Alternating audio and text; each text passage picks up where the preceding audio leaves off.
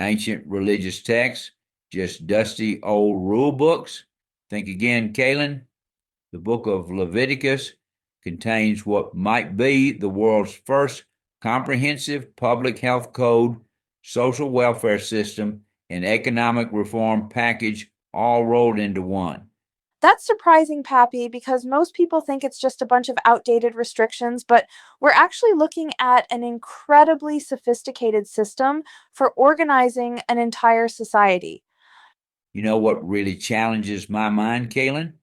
The sacrificial system wasn't just about religious devotion, it was this intricate framework for handling everything from personal guilt to community celebration.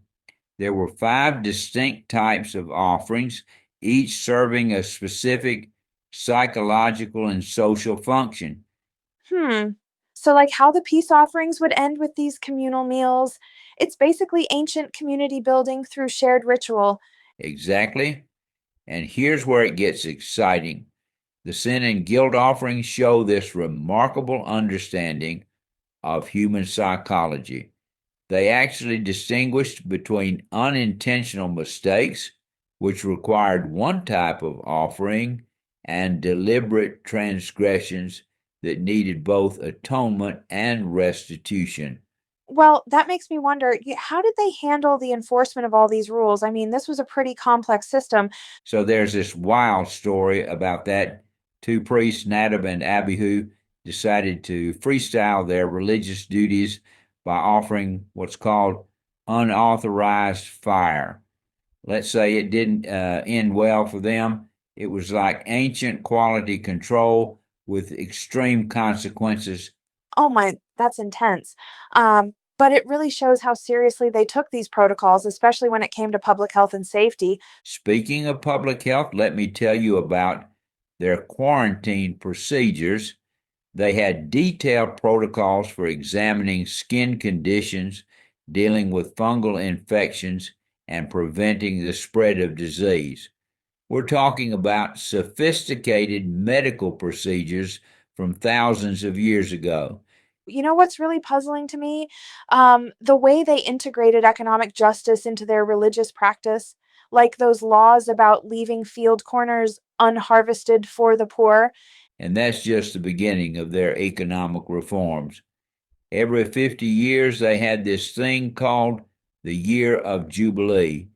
All debts were forgiven, slaves were freed, and land was returned to its original owners.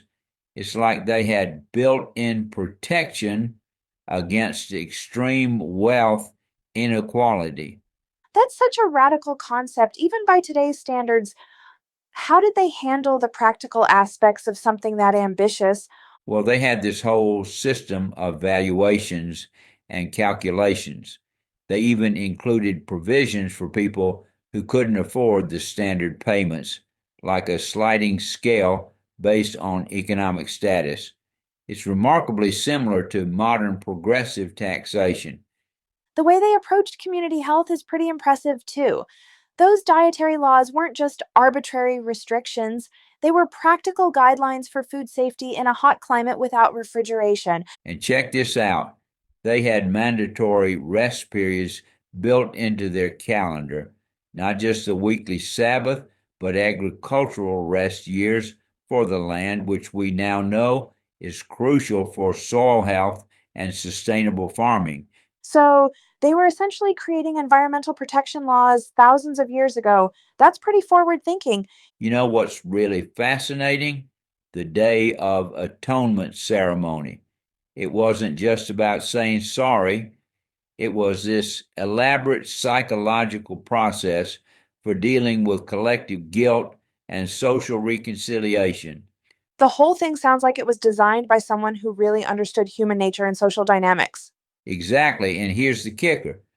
While many of these specific rules might seem strange to us now, the underlying principles about public health, social justice, environmental stewardship, and community responsibility, they're surprisingly relevant to our modern debates about building sustainable societies.